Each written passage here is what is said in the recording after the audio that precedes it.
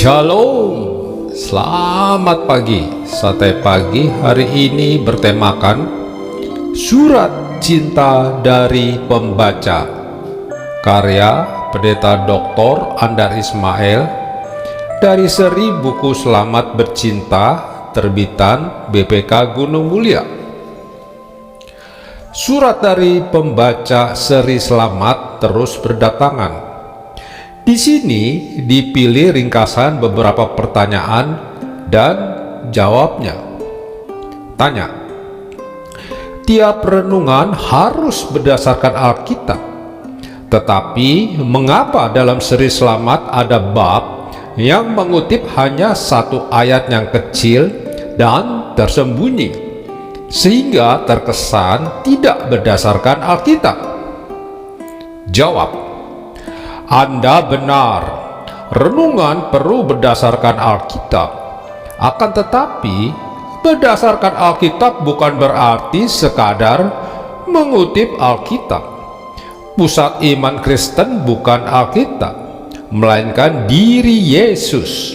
Yang perlu bukan mengacu secara tersurat ke Alkitab, melainkan mengacu secara tersirat ke diri, jiwa, dan gaya hidup Yesus. Bisa saja ada khotbah yang mengutip ayat-ayat "tumpaslah, bunuhlah, atau bakarlah" yang menebar kebencian. Khotbah tersebut berdasarkan Alkitab. Akan tetapi, apakah itu berdasarkan jiwa Kristus? Oleh sebab itu, kita jangan asal kutip Alkitab. Kalau hanya mengutip Alkitab, iblis juga pandai. Di Matius 4 tampak betapa fasihnya beliau mengutip Alkitab.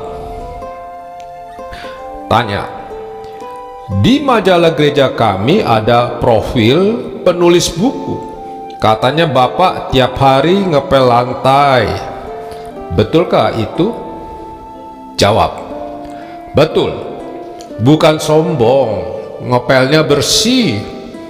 Buktinya sudah 50 tahun saya belum di PHK oleh istri saya. Kalau ibu mau lihat sendiri bersihnya lantai kami, silakan datang. Mohon menelpon 1 jam di muka supaya saat ibu datang lantainya sudah dibersihkan. Tanya: mengapa seri Selamat jarang mengupas perihal zaman akhir dan hidup kekal di surga? Jawab: hidup kekal bukan hanya perkara nanti di surga, melainkan terutama perkara sekarang di dunia. Hal itu ditekankan dalam sastra Yohanin, yaitu Injil Yohanes dan surat 1, 2, 3 Yohanes. Hidup kekal bukan sekadar hidup yang berkepanjangan, melainkan terutama hidup yang berkualitas. Kualitas apa?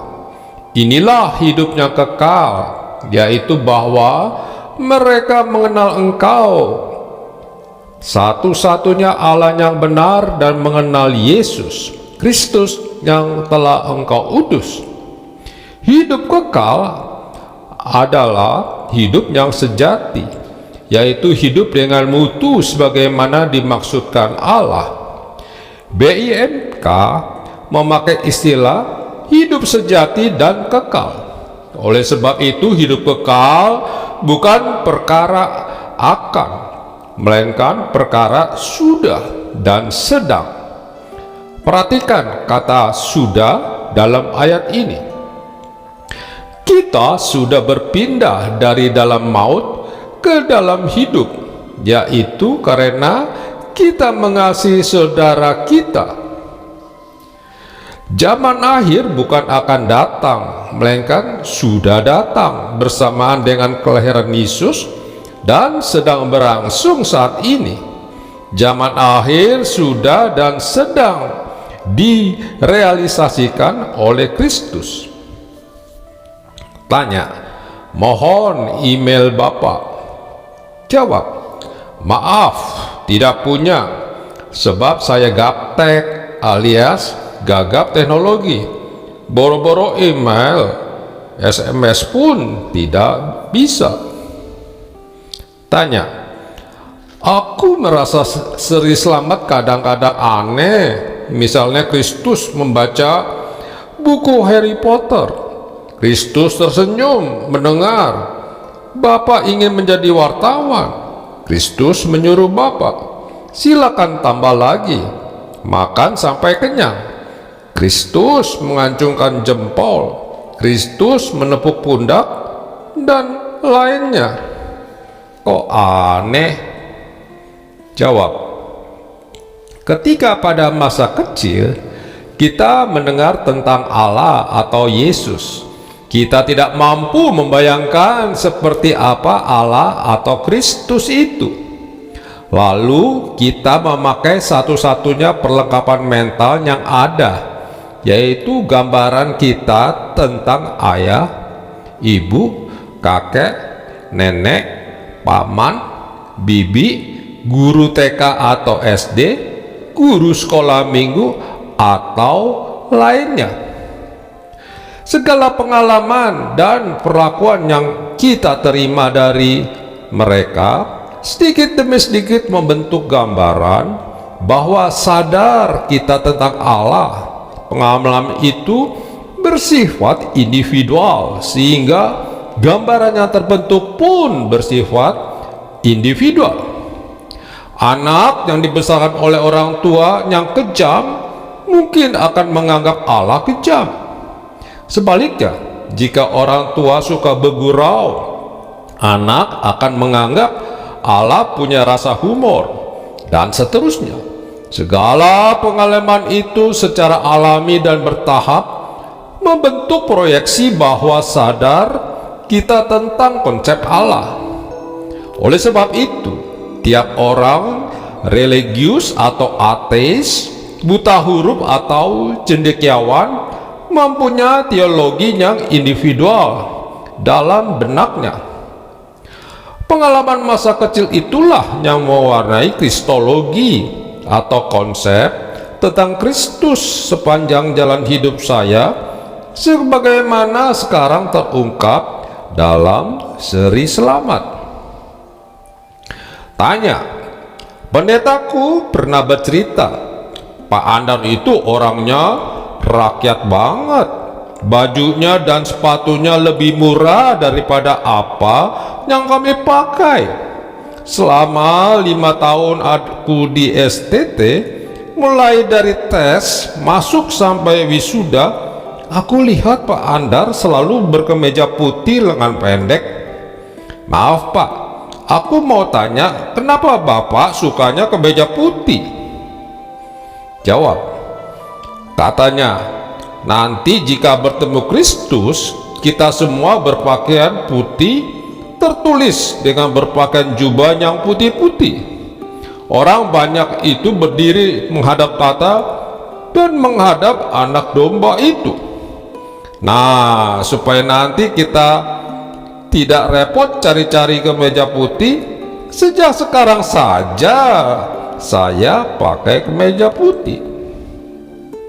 Tanya, aku umat katedral Semarang. Aku sering dapat tugas perusahaan ke Jakarta.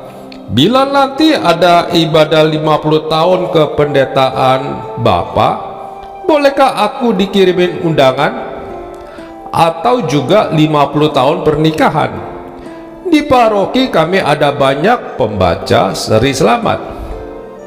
Jawab, sudah lewat. Dulu pernah bisan kependetaan saya dilakukan pada hari yang sama dengan pernikahan kami. Jadi beberapa waktu yang lalu saya genap 50 tahun jadi pendeta, dan sekaligus kami genap 5 tahun menikah. Akan tetapi tidak ada undangan, tidak ada pengundang, tidak ada terundang, tidak tahu apa-apa. Hanya kami 2 orang ada di rumah, mensyukuri masa lalu dan menghargai masa kini. Tanya, ada teman laporin saya, katanya kalau bapak berjalan bareng ibu, bapak berpegangan pada ibu. Aduh, romantis betul. Jawab, terus terang sebetulnya bukan karena romantis, melainkan karena saya takut terpeleset atau tersandung. Tanya, saya dan istri guru di Kabupaten Maibrat, Papua Barat, dan kebetulan perjalanan dinas ke Jakarta. Coba-coba mau berkenalan dengan Pak Andar. Datang ke BPK Gunung Mulia di Kuitang. Kami menanyakan alamat atau telepon Bapak. Kami bertanya sambil merayu dan mengemis, tetapi semua orang sangat diplomatis menutup-nutupi keberadaan Bapak. Secara halus dan sopan mereka melindungi Bapak. Aduh, susahnya ketemu Pak Andar. Oleh sebab itu saya menulis artikel, lebih gampang bertemu sang juru selamat daripada bertemu penulis seri selamat.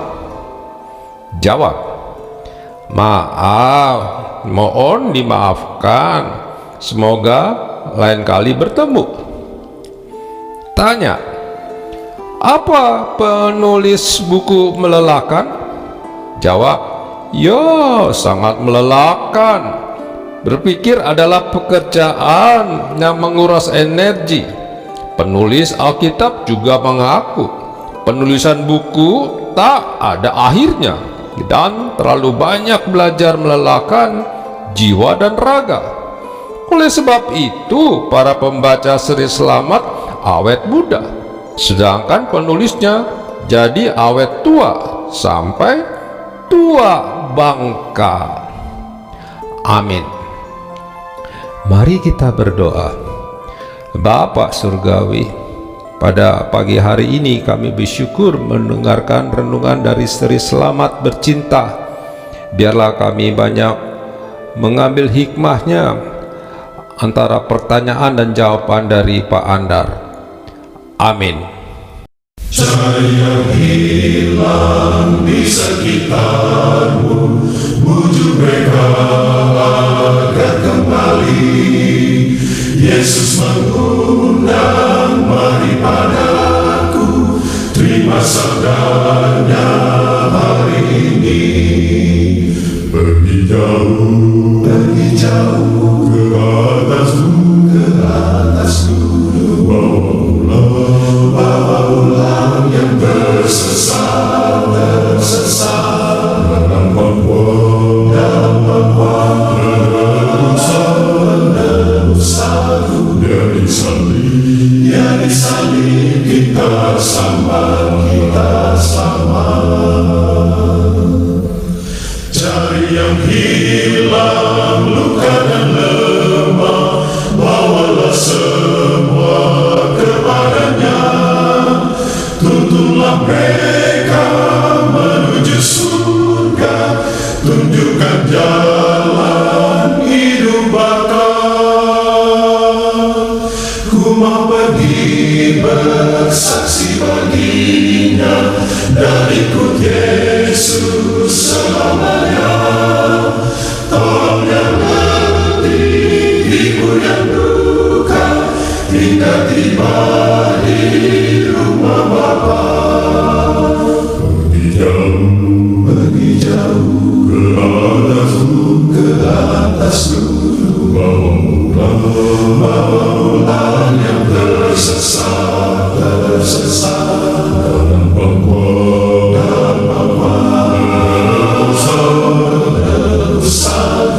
menerusan dia disalib kita sama. Pergi jauh ke atas gunung, bawa ulang yang tersesat dalam pangkuan menerusan dia disalib kita sama.